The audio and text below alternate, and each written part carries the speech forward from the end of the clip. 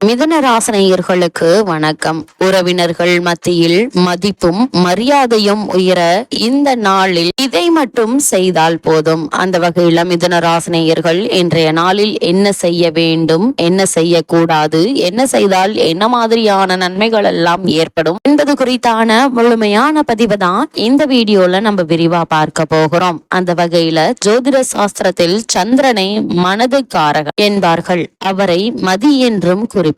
அந்த மதி நிறைந்த நன்னாளில் நாம் இறை வழிபாட்டை மேற்கொண்டால் நமது மதிப்பும் மரியாதையும் உயரும், மக்கள் போற்றும் வாழ்வும் அமையும். மாதம் தோறும் பௌர்ணமி வந்தாலும் சித்திரை மாதம் வரும் பௌர்ணமியை மட்டும் சித்ரா பௌர்ணமி என்று பெயரிட்டு அழைப்பார்கள். சித்திரை மாதத்தில் சூரியன் உச்சம் பெறுவதும் அந்த மாதத்தில் வரும் பௌர்ணமியில் சந்திரன் முழுமை அடைவதும் தான் இதற்கு காரணம். எனவே ராஜ கிரகங்களாக விளங்கும் சூரியனும் சந்திரனும் உச்சம் பெற்றும் பலம் பெற்றும் திகழும் சித்திரை மாதத்திற்கு நமது முன்னோர்கள் முக்கியத்துவம் கொடுத்து சித்ரா பௌர்ணமிக்கு விழா எடுத்தனர். இந்த வருடத்திற்கான சித்ரா பௌர்ணமி தினம் சித்திரை மாதம் 29ஆம் நாள், அதாவது 12/5/2025 நாள் திங்கட்கிழமை வருகிறது.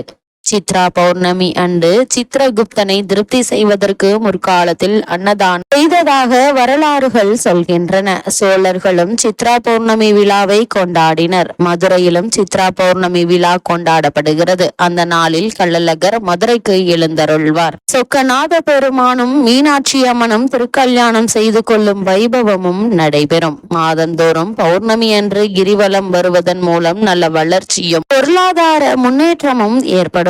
கிரிவலத்தின் மூலம் நலம் பெற விரும்புவோர் சித்ரா பௌர்ணமி அன்று இரவு மலை வளம் வருவது சிறப்பு வாய்ந்தது. அன்றைய தினம் விரதமிருந்து சித்திரகுப்தனை வழிபடுங்கள். பாவ புண்ணியங்களை பதிந்து வைப்பர் சித்திரகுப்தன் ஆவார்.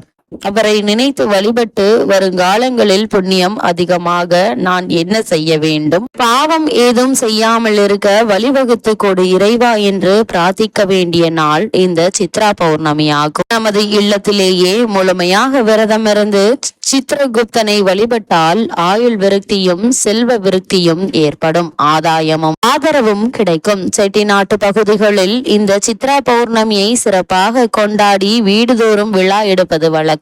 பூஜை அறையில் மூல முதற் கடவுளான விநாயக பெருமானை மையத்தில் வைத்து அருகில் வெள்ளி ஏடும் எழுத்தாணியும் வைத்து சித்திரகுப்தன் படியளப்பு என்று அதில் எழுதி வைப்பார்கள்.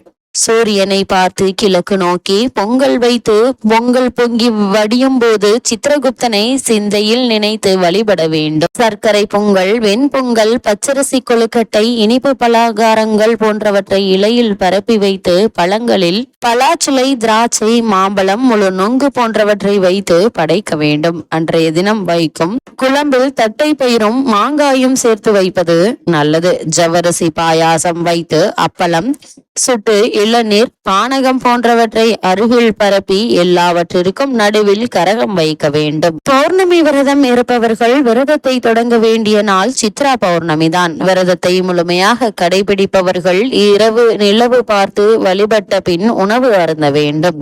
நமக்கு எப்பொழுதும் உணவையும் ஒரு விடத்தையும் செல்வத்தையும் வழங்குவதோடு நமது பாவ புண்ணியத்தையும் பதிந்து வைத்து அடுத்த பிறவியிலும் அனுகூலம் தரும் சித்திரகுப்தனை வழிபட்டு செல்வ வளத்தை பெருக்கிக் கொள்ள வழிவகுப்பதுதான் இந்த பௌர்ணமி வழிபாடாகும்.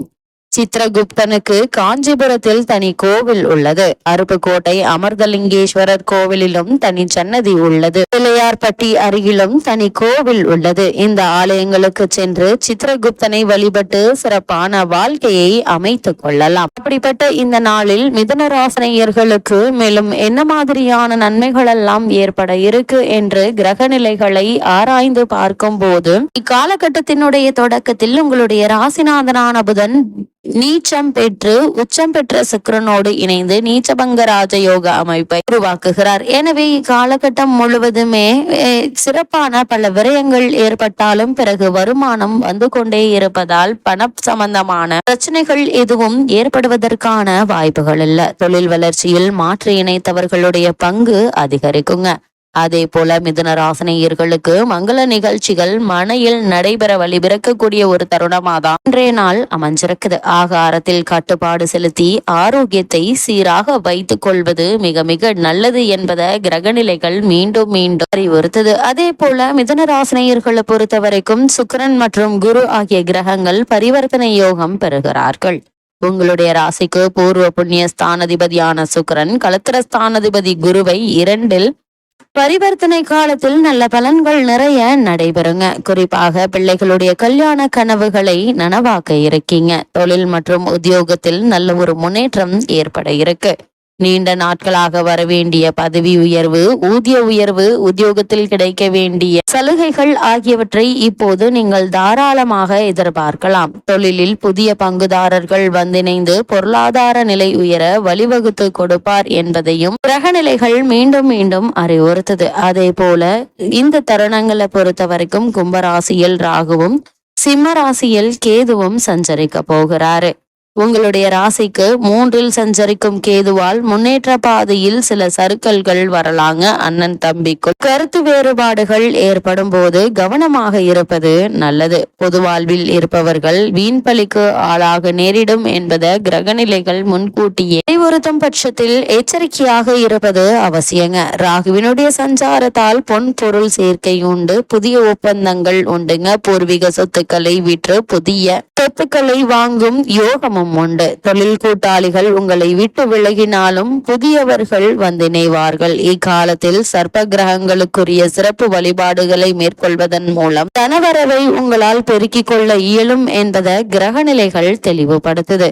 குறிப்பா இந்த தருணங்களை பொறுத்த வரைக்கும் புதன் மேச ராசிக்கு பயிற்சியாகி சூரியனோடு இணைந்து புத ஆதித்ய யோகத்தை உருவாக்குகிறார்கள். உங்களுடைய ராசிநாதன் புதன் லாபஸ்தானத்திற்கு வரும் இந்த நேரம் அற்புதமான ஒரு நேரம் என்றுதாங்க சொல்ல வேண்டும். தொழில் மற்றும் வியாபாரத்தில் கணிசமான தொகை கைகள்ல புரளுங்க. பிள்ளைகளுடைய மேற்படிப்பு சம்பந்தமாக எடுத்த முயற்சிகள்ல எளிதில் வெற்றி கிடைக்க இருக்கு. வெளிநாட்டில் உள்ள நல்ல நிறுவனங்களிலிருந்து சிலருக்கு அழைப்புகள் வரலாம் என்பதையும் கிரகநிலை தெல்ல தெளிவாக உறுதியளிக்குது. அதே போல குரு பகவான் ரிஷப ராசியிலிருந்து மிதுன ராசிக்கு இத்தருணங்களில் பெயர்ச்சியாக இருக்காரு. மிதுன ராசிக்கு குரு வருகிறார். இந்த குரு பெயர்ச்சியின் விளைவாக அவரது பார்வை பதியும் இடங்கள் எல்லாம் புனிதமடைது.